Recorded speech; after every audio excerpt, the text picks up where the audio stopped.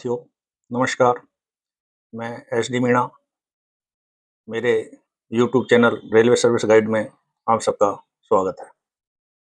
जैसा कि मैंने ये डीआर पे वीडियो डालना शुरू किया है, जिसमें हमने अब तक देखा कि डीआर की बेसिक बात बताई, सस्पेंड होने पे क्या होता है ये बताया, स्टैंडर्ड फॉर्म कितने टाइप के होते हैं ये बताया, पेनल्टी, मेजर पेनल्टी और माइनर पेनल्टी कौन कौन सी होती है उसके बारे में हमने चर्चा की। आज का विषय बहुत ही महत्वपूर्ण है कि जब किसी को आरोप पत्र मिल जाए तो उसका बचाव कैसे करते हैं। बस यही रेल कर्मचारियों के लिए बहुत इम्पोर्टेंट आज का विषय है, जिस सीरीज को हम अब शुरू करेंगे, जो थोड़ी ज़्यादा चलेगी। अब आरोप पत्र 5 मिले या 11 मिले तो उसके बचाव में कैसे हम कार्रवाई करेंगे, इसके बारे में हम विस्तृत बात करेंगे। देखो, सबसे पहले तो एक बात का ध्यान रखें कि डॉक्टर और वकील दो से कभी झूठ नहीं बोली जाती है। उनको पूरा सच्चाई बतानी पड़ती है कि तकलीफ क्या है, उसके बाद ही इलाज होता है। तो आप अगर किसी से डिफेंस लिखवाना चाहें तो आपको सच्चाई बतानी पड़ेगी। आप डॉक्टर के पास गए, आपके पेट में दर्द है और फिर बोले सर मेरे तो सिर में दर्द है, तो डॉक्टर आपके सिर का इलाज कर देगा। बाहर आके खुश हो जाओ कि मैं डॉक्टर को बेवकूफ़ बना के आया, तो इलाज आपका सही नहीं हुआ है, डॉक्टर का कोई नुकसान नहीं है। यही बात वकील की होती है कि रोड एक्सीडेंट में मान लो आप फंसे हैं और वकील के पास गए, बोले मेरे साथ चोरी का केस लग गया है, तो वकील आपको चोरी से बचाएगा, रोड एक्सीडेंट से नहीं बचाएगा, तो फंसोगे आप ही। तो यही थ्योरी इसमें चलती है। जब आरोप पत्र मिल जाए और किसी से बचाव लिखवाना है तो जिससे बचाव लिखवाना चाह रहे हो उसको सही सही बातें बतानी पड़ेगी। तो अब हम शुरू करते हैं कि जब आरोप पत्र मिल जाए और उसका बचाव लिखना हो तो कैसे कार्रवाई करनी चाहिए। जैसे ही आरोप पत्र मिले और कोई बचाव के लिए आपके पास आए, तो मैंने आपको पिछले एक वीडियो में बताया था कि अच्छा श्रोता अच्छा वक्ता होता है, अच्छा श्रोता अच्छा बचाव सलाहकार हो सकता है। तो आपको सुनना चाहिए। जो कर्मचारी डिफेंस लिखवाने के लिए आपके पास आया है, तो आप उसके केस को सुनो, बार बार सुनो। साथ में आपको एक पेन कागज रखने चाहिए। कभी कभी होता है कि जब हम कोई बात सोचते हैं तो एकदम कोई बात याद आती है कि अरे ये तो बहुत इंपॉर्टेंट बात है, और कुछ समय बाद उसको भूल भी जाते हैं। तो अगर हम कोई इंपॉर्टेंट बात याद आ रही है तो उसको तुरंत लिख लें। 2-4 बार सुनने के बाद आरोप पत्र को पढ़ें, समझें और बार बार पढ़ें। कम से कम 5 बार पढ़ें। एक एक शब्द को पढ़े, एक एक अर्थ निकालने की कोशिश करें। जब अच्छी तरह समझ में आ जाए, अच्छी तरह सुन लिया, उसके बाद डिफेंस लिखने के बारे में सोचना चाहिए। जब आप डिफेंस लिखने जा रहे हैं तो उस परिस्थिति को महसूस करें जिस परिस्थिति में आरोप पत्र जारी हुआ है। उस परिस्थिति को जीने की कोशिश करें। मतलब ये समझे कि ये घटना अगर मेरे साथ हो रही है तो क्या हो सकता होगा। तो हमें बहुत कुछ ध्यान आएगा कि उस परिस्थिति को जीने की कोशिश करें, याद करने की कोशिश करें कि क्या हुआ है। अगर कर्मचारी खुद अपना डिफेंस लिख रहा है तो वो खुद अपने आप याद करेगा। अगर आपसे लिखवाना आया है तो आप उस परिस्थिति में ढलने की कोशिश करें, अगर ये मेरे साथ हुआ होता तो क्या होता। तो इसको बार बार, मैं तो बोलता हूँ 5 बार पढ़ें, उस चीज को परिस्थिति में ढलने की कोशिश करें, समझने की कोशिश करें। जब ये सब करोगे तो आपके सामने 3 परिस्थिति क्रिएट होगी। कैसी? एक परिस्थिति होगी कि आपको लगता है कि आरोप पत्र बिल्कुल गलत है, ऐसा तो कुछ हुआ ही नहीं और मैं सही हूं या कर्मचारी सही है। एक परिस्थिति। दूसरी परिस्थिति ये आ सकती है कि आरोप पत्र में लिखी बातें सब सही है, गलती तो हुई है, आदेश की अवहेलना तो हुई है और आरोप पत्र दिया है वो सही है। और तीसरी परिस्थिति, कभी-कभी आरोप पत्र में 2 या 2 से ज़्यादा कर्मचारी के विरुद्ध आरोप लगते हैं। तो जो आरोप लगे हैं वो कुछ सही हो सकते हैं, कुछ गलत हो सकते हैं। मान लो किसी कर्मचारी के खिलाफ SF-11 जारी किया, उसमें 5 आरोप हैं। तो 5 में से 3 गलत हो सकते हैं, 2 सही हो सकते हैं। तो ये भी एक तीसरी परिस्थिति हो सकती है। तो ये 3 परिस्थिति आएगी। अब आज हम बात करेंगे SF-11 मिलने पर बचाव कैसे करते हैं। 3 परिस्थिति हो गई, आपने देख लिया और SF-11 है। देखिएगा, एक बात ध्यान रखें कि SF-11 में बचने का बहुत कम चांस मिलता है। मतलब एक बार ही आपको चांस मिलता है कि आप बचाव कैसे कर रहे हैं, जबकि SF-5 में बचने का बहुत चांस मिलता है, जो आगे हम बताएंगे। तो SF-11 का जवाब लिखते समय बहुत ही सोच समझ के लिखें, क्योंकि उसमें चांस एक बार ही मिलेगा, फिर मिलने वाला नहीं है।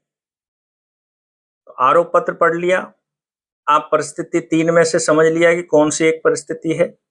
आज हम एक पहली परिस्थिति की बात करेंगे कि आरोप बिल्कुल गलत है और कर्मचारी सही है। उसके बारे में डिफेंस कैसे करेंगे ये हम बताएंगे। देखो, आरोप पत्र मिलने के बाद जब हम जवाब लिखने चाहे उससे पहले आप आरोप पत्र पढ़ें, तो आरोप पत्र में फर्स्ट पेज पे लिखा हुआ है कि आपको 10 दिन के अंदर जवाब देना है। तो आप अपना बचाव 10 दिन के अंदर दें। अगर आपने 10 दिन के अंदर नहीं दिया, 11 दिन हो गए, तो जिस सक्षम अधिकारी ने आपको आरोप पत्र जारी किया है वो 11वें दिन आपको दंड दे सकता है। तो 10 दिन के अंदर जवाब देना है। फिर जैसा कि मैंने बताया कि आरोप पत्र 11 जब मिलता है तो जांच आवश्यक नहीं है, लेकिन कर्मचारी को ये लगता है कि नहीं, जांच जरूरी है और जांच होने पे या कुछ कागज मांगने पर या कोई कागजों का निरीक्षण करने में मेरा बचाव बेहतर हो सकता है, तो वो उसकी मांग कर सकता है। और अगर कर्मचारी की मांग जायज है तो जांच भी हो सकती है या जो कागज मांग रहे वो उपलब्ध कराए जा सकते हैं। लेकिन अगर जायज मांग नहीं है तो फिर उपलब्ध भी नहीं होंगे, आपको मना किया जा सकता है कि आपको कागज नहीं मिलेंगे। तो जब आप कोई डॉक्यूमेंट्स मांगते हैं तो आपको 5 दिन एक्स्ट्रा और मिलते हैं, अतिरिक्त 5 दिन मिल जाएंगे उनको निरीक्षण करने के लिए, उनको पढ़ने के लिए। उसके बाद 10 दिन के फिर जवाब देना है। 10 दिन जो होते हैं वो चार्जशीट रिसीव करने से होते हैं। चार्जशीट में लिखी हुई तारीख से नहीं होते हैं कि किस तारीख को तैयार हुई। तो जिस दिन आपको चार्जशीट मिली उस दिन से 10 दिन गिने जाते हैं। इसलिए एक बात का ध्यान रखें, जब भी आरोप पत्र 11 मिलता है तो आप पे हस्ताक्षर लिए जाते हैं कि मुझे प्राप्त हो गया। तो उसमें तारीख अवश्य लिख दे, क्योंकि आपने जब से साइन किया है उस दिन से 10 दिन शुरू आनी है।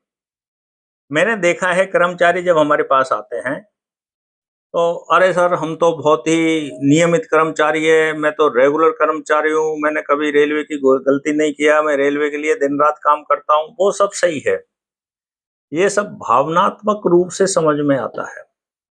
इस चीज का ध्यान रखें कि व्यक्ति 2 तरीके से सोचता है, एक दिमाग से, एक दिल से, हृदय से। हृदय से सोचता है वो भावनात्मक बातें होती है जो DR में नहीं चलती है।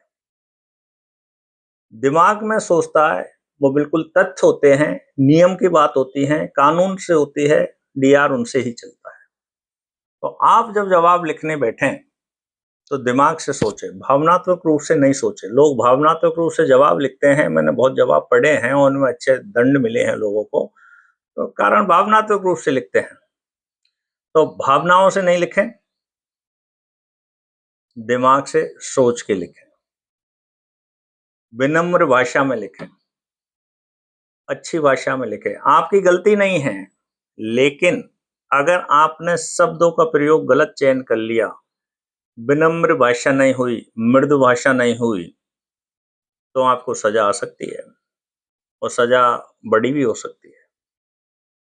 जबकि आप बोलोगे कि मेरी तो कोई गलती नहीं थी, लेकिन लिखने में गलती कर दी, भाषा का प्रयोग करने में गलती कर दी।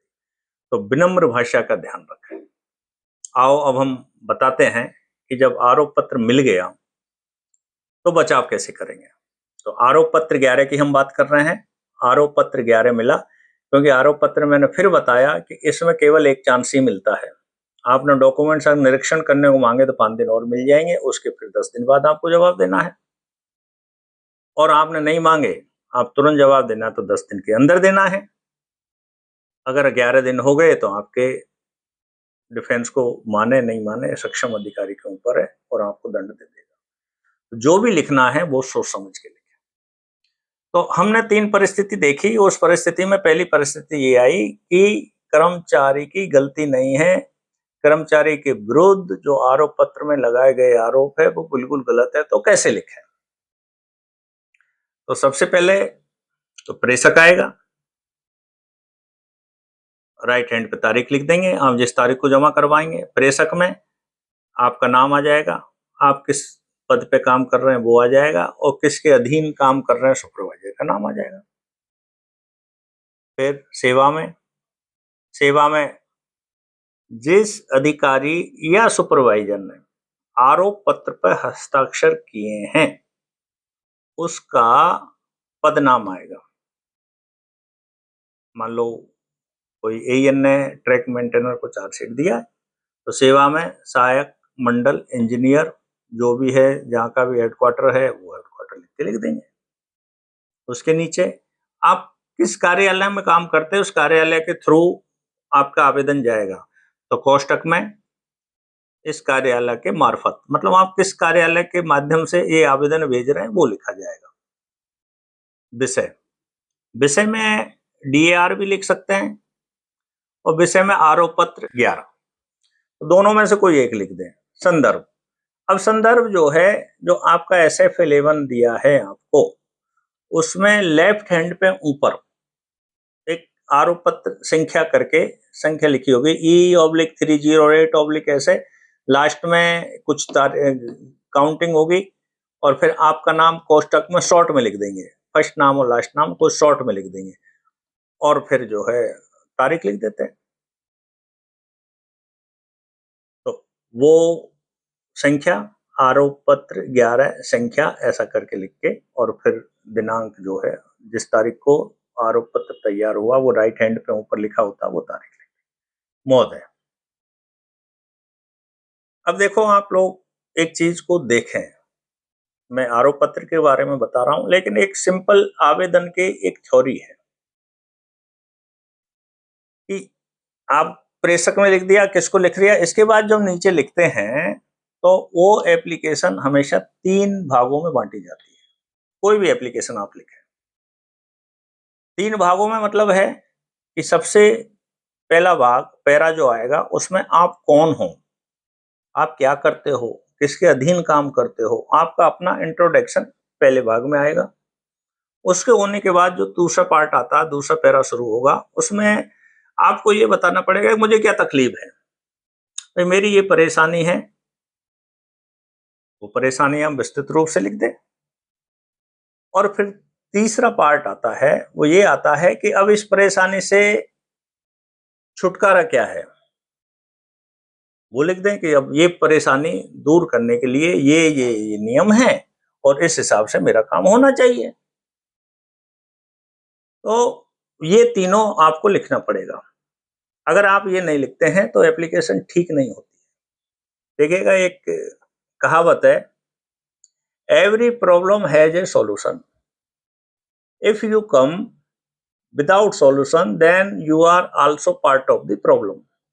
इस दुनिया में हर समस्या का समाधान है, और जब आप अपनी समस्या को लेकर किसी के पास जा रहे हैं तो समाधान के साथ जाएं कि मेरा ये समाधान है। अगर आप बिना समाधान के जा रहे हैं तो you are also part of the problem, आप प्रॉब्लम का ही एक भाग हो, समाधान तो आप कर नहीं रहे। तो जब आप एप्लीकेशन में पैरा 2 में अपनी समस्या लिख दे तो पैरा 3 में आपको अपना समाधान भी लिखना है कि मुझे ये करें तो मेरी समस्या का समाधान हो जाएगा। डीआर का ही नहीं, आप कोई भी एप्लीकेशन लिखें उसमें इस सिद्धांत को रखें। मान लो स्टेपिंग अप का केस है, आपका जूनियर ज्यादा तनख्वाह ले रहा है, आप कम तनख्वाह ले रहे हैं, आपको लगता है कि नहीं मेरा इसके बराबर होना चाहिए, एप्लीकेशन लिखें, सेवा में डीआरएम को लिखेंगे, विषय स्टेपिंग अप लिख देंगे। अब महोदय आप क्या हो कि मैं फलानी पोस्ट पे काम करता हूँ, इतनी तनख्वाह ले रहा हूँ, इतने ग्रेड पे मैं काम कर रहा हूँ। आपको समस्या क्या है पैरा 2 में कि मेरा जूनियर मुझसे बाद में प्रमोट हुआ, इसी ग्रेड पे मैं काम कर रहा है, मुझसे तनख्वाह ज्यादा ले रहा है, इसका फिक्सेशन इतना है, मेरा इतना है, जबकि मेरा ज्यादा होना चाहिए। ये आपकी समस्या है। समाधान क्या है? तो नीचे लिखे कि भाई देखो, जब ये मेरा जूनियर था, मैं इससे पहले प्रमोशन हुआ, मैं इससे ज्यादा पेमेंट तनख्वाह ले रहा था, मेरा बेसिक ज्यादा था, बाद में ये हुआ, ये हो गया, ये नियम बनता है, इसलिए मुझे मिलना चाहिए, आपको मिलेगा। तो यही आप डीआर में आ जाए, आपने अपना रेफरेंस दे दिया कि आप क्या है, मैं ये आदमी फलाने स्टेशन पर इस पद पे कार्यरत हूं, मैं इस सुपरवाइजर के अधीन कार्यरत। हो गया अपक्रम परिचय। पैरा 2, उपरोक्त संदर्भ के तहत, मतलब आपने ऊपर संदर्भ लिख दिया है, SF11 संख्या ये उसके तहत मुझे आरोप पत्र जारी किया गया है जिसमें मेरे विरुद्ध निम्न आरोप लगाए गए हैं, बोरा आरोप लिख दें और फिर सीधा सीधा लिख दें मैं इन आरोपों से सहमत नहीं हूं, मेरे विरुद्ध लगाए गए आरोप सही नहीं हैं। इस संदर्भ में निम्न निवेदन है। अब आपको बताना तो पड़ेगा ना कि आप आरोपों से सहमत क्यों नहीं हैं, तो वो बताना पड़ेगा कि भाई आरोप पत्र में ये लिखा है जबकि ऐसा सत्य नहीं है, सत्य ये है। तो सत्य है वो आपको लिखना पड़ेगा। तो देखो मैंने आपको बताया 3 परिस्थिति सोचने पे कि आरोप बिल्कुल सही हो सकते हैं, आरोप गलत हो सकते हैं और आरोप सही भी हो सकते हैं और गलत भी हो सकते हैं। अब हम ये बात कर रहे थे आरोप जब गलत हो, आदमी की कोई गलती नहीं हो, उसका जवाब लिख रहे हैं, तो यहां हमने देखा कि आरोप गलत है, तो इसका जवाब लिखना है तो हमको सत्य लिखना है क्योंकि आरोप गलत है। ये शब्द का ध्यान रखें क्योंकि अगले डिफेंस में जब हम बताएंगे जब आरोप सही हो तो हमें क्या बोलना है, आप सत्य बोलेंगे तो फंस जाएंगे। यहाँ आरोप गलत है इसलिए हमें सत्य बोलना है, लेकिन जब आरोप सत्य हो तो क्या बोलना है ये हम आपको अगले वीडियो में बताएंगे। लेकिन डीआर में एक बात ध्यान रखें, हमेशा सत्य नहीं बोलें, सत्य के आसपास चलें। अगर सत्य बोलेंगे तो पनिशमेंट आता है, सत्य के आसपास चलें, बड़ी अजीब सी बात है। लेकिन सत्य के आसपास कैसे चलते हैं मैं आपको जब अगले वीडियो में बताऊंगा, जब आरोप सही हो और हमको बचाव कैसे करना है उसमें बताऊंगा। तो यहाँ आप लिख दें कि भाई जो आरोप लगाए वो सही नहीं है, ये इसका प्रमाण है। जैसा कोई आरोप लगा कि आपकी नौकरी के दौरान ये इंस्ट्रूमेंट फेल हो गया था और आपने समय से सूचना ही नहीं दिया और गाड़ी का विलंबन हुआ, और आपको मालूम चला कि आरोप पत्र में जो तारीख लिखी है उस तारीख को तो आप उस शिफ्ट में नौकरी पे नहीं थे, या तो उस दिन आपका रेस्ट था, या हो सकता है आपकी नौकरी दूसरी शिफ्ट में थी लेकिन वो शिफ्ट नहीं थी।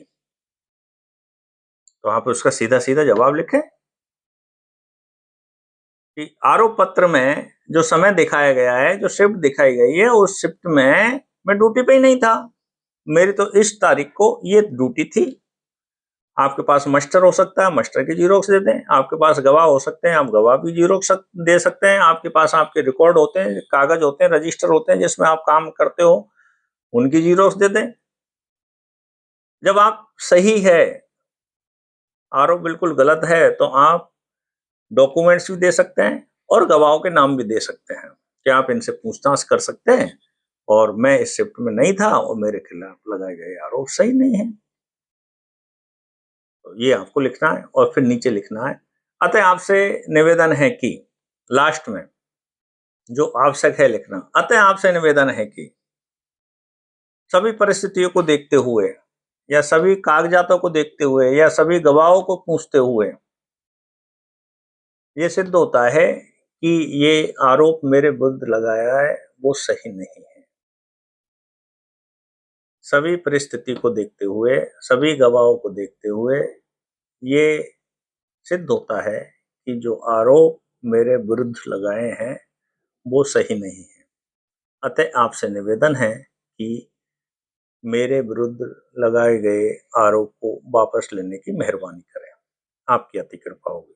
और प्रार्थी, देखो आप बिल्कुल सही हो, आपकी कोई गलती नहीं है, लेकिन विनम्र भाषा तो रखनी पड़ेगी। निवेदन तो आपको करना ही है, मेहरबानी तो आपको लिखनी है, तो विनम्र भाषा का प्रयोग करें। अब ये जो लिखा हुआ है इसका स्क्रीन पे मैं आपको दिखा रहा हूं, ये हिंदी में भी है और अंग्रेजी में भी है, लेकिन हो सकता है कि मोबाइल पे ये स्क्रीन पढ़ने में तकलीफ आएगी, आप पढ़ नहीं पाएंगे या पढ़ने में बहुत मुश्किल है, इसलिए साथ में लिंक दे रहा हूं। इस लिंक पे जाएं। आपको लिंक पे हिंदी और अंग्रेजी दोनों भाषाओं में मैंने बताया है कि आपको लिखना है तो कैसे लिखना है। जो खालिस्तान बताए हैं, आप तो पढ़े लिखे हो, जवाब लिखने को जा रहे हो तो खालिस्तान है, उस हिसाब से भाई नाम के सामने खालिस्तान है, नाम बनना पदनाम के स्थान का पदनाम है, किसके अधीन कार्यरत है, नीचे बीच के जो पैरा है वो आरोप क्या है वो है, और ये जो मैंने जो खाली किया रखा कोष्टक में बता दी परिस्थिति, किस परिस्थिति में आपको जवाब देना है, तो उसको देखें। जो अभी आपको लिंक दिख रही है, इस लिंक में जाएं और जिस हिसाब से मैंने लिखा है उसको अच्छी तरीके से पढ़ लें और SF11 का जवाब तैयार करें। जवाब को 10 दिन के अंदर अपने कार्यालय में जाके जमा करवा दें। एक बात का विशेष ध्यान रखें, 3 कॉपी में लेके जाए, 2 कॉपी वो रख लेगा, 1 कॉपी आपको देगा जिस पर रिसीव होना आवश्यक है। रिसीव से ये प्रमाणित होता है कि भाई आपने 10 दिन के अंदर जवाब दे दिया। अगर आपके कार्यालय ने 10 दिन के अंदर सक्षम अधिकारी को जवाब नहीं भिजवाया तो आपको दंड आ सकता है, तो रिसीव अवश्य लें। कुछ ऑफिसों में विशेषकर ग्रुप डी का कर्मचारी जब जाता है तो उसको रिसीव नहीं देते हैं, बोले क्या बेईमान समझा क्या, तो बात बेईमानी की नहीं है, बात नियम की है। उनको रिसीव देना चाहिए, आपको रिसीव लेना चाहिए। 100 बका 1 लिखा। अगर किसी भी कारण से आपकी एप्लीकेशन मिस हो गई तो आप कितना भी लोगों को बोलो कि मैंने जमा करवाया था, कोई मानेगा नहीं। अब आपके पास रिसीव है तो आपकी बात को माना जाएगा, इसलिए रिसीव जरूर लें। अच्छा, कुछ अधिकारी ऐसे होते हैं, देखो मैं एकदम स्पष्ट तो नहीं बताऊंगा लेकिन बिल्कुल सत्य घटना बता रहा हूं। एक अधिकारी ने ऐसे विलेवन दिया कुछ लोगों को और उसी बीच में उनका ट्रांसफर हो गया। उनको पनिशमेंट देने की जल्दी थी कि मुझे तो पनिशमेंट देना ही है। ऐसे फिलेवन में क्या होता है, आप कोई भी जवाब दो, पनिशमेंट देने वाला दे ही दे, जबकि SF5 में ऐसा नहीं होता है। हमें मालूम चला कि इस अधिकारी का ट्रांसफर हो गया और चार्जशीट दिया 10 दिन के पहले, मतलब चार्जशीट के 10 दिन जब जवाब देने के पूरे होंगे उससे पहले ये रिलीव हो जाएगा। हम लोगों को बोला जवाब मत दो, ये पनिशमेंट देने के मूड में है। तो लोगों ने जवाब नहीं दिया और वो 7वें दिन लगभग आरोप पत्र रिसीव किया, उसके 7वें दिन वो रिलीव हुआ और 8वें दिन उन्होंने ऑफिस में अपना बचाव दिया। लेकिन 7वें दिन जब वो जा रहा था अधिकारी, तो सब कर्मचारियों के 3-3 साल के इंक्रीमेंट विदाउट फ्यूचर इफेक्ट का पनिशमेंट देके गया। उसको इतनी जल्दी थी पनिशमेंट देने की कि 10 दिन का इंतजार भी नहीं किया था। जो 22 माइंड अधिकारी होते हैं इस प्रकार से, उनसे निपटना बहुत मुश्किल होता है। आप कितना भी अच्छा जवाब दे दें, वो पनिशमेंट देगा। लेकिन अगर आपने 10 दिन के अंदर जवाब नहीं दिया तो 11वें दिन तो वो आपको 100% दे देगा। बोले 11वें दिन हो गया, इसका मतलब आपने आरोप पत्र को मान लिया है, आप उसमें फंस जाएंगे। या आपने रिसीव नहीं लिया, एप्लीकेशन पहुंचा ही नहीं और आपका डिफेंस पहुंचा ही नहीं, तो वो तो बोल देगा बताओ कहाँ है, आपकी सुनेगा ही नहीं। तो रिसीव होना बहुत जरूरी है ऐसे अधिकारी से निपटने के लिए। हमने अपील में ये बात लिखी है, उसके मैंने लिखी है कि मुझे इस तारीख को ये मिला है आरोप पत्र, 10 दिन मेरे इस तारीख को होते हैं और NIP इस तारीख में छप गई 7 दिन में, जबकि मेरे 10 दिन तो इंतजार करते जवाब दूंगा या नहीं दूंगा, और मैंने तो 8वें दिन जवाब दिया है। और एनआईपी से प्रूव हो रहा था कि दंड 7 दिन के अंदर दे दिया था। तो ऐसे अधिकारी जब होते हैं तो तकलीफ आ सकती है, इसीलिए रिसीव लेना अति आवश्यक है और रिसीव लेके उसको संभाल के रखें। तो साथियों, आज के वीडियो में इतना ही। अगली वीडियो में मैं बताऊंगा जब आरओ सही हो और कर्मचारी की गलती है तो डिफेंस कैसे करते हैं। बहुत मुश्किल काम है, लेकिन कोई ऐसा भी नहीं है कि घबरा जाए, क्योंकि डीआर में अगर आप रूल को जानते हैं तो बहुत आसानी से हम अपना बचाव कर सकते हैं। आप लोगों का बहुत प्यार मिल रहा है, मेरे वीडियो को लोग देख रहे हैं, बहुत सराहना कर रहे हैं, सब्सक्राइब कर रहे हैं, लाइक कर रहे हैं। आप लोगों से निवेदन है कि अब ये जो मैं वीडियो दे रहा हूँ इसको बार-बार सुनें। अगर आपको डिफेंस लिखना है तो इसको वीडियो को बार-बार सुनें। जितनी बार सुनोगे आपको इतना ही अच्छा लिखने में होगा। तो आप लोग वीडियो को सब्सक्राइब करें, लाइक करें, कमेंट्स देते रहें। कोई और मुझसे जानने की इच्छा हो तो कमेंट्स में लिखें। नमस्कार, मैं एस डी मीणा।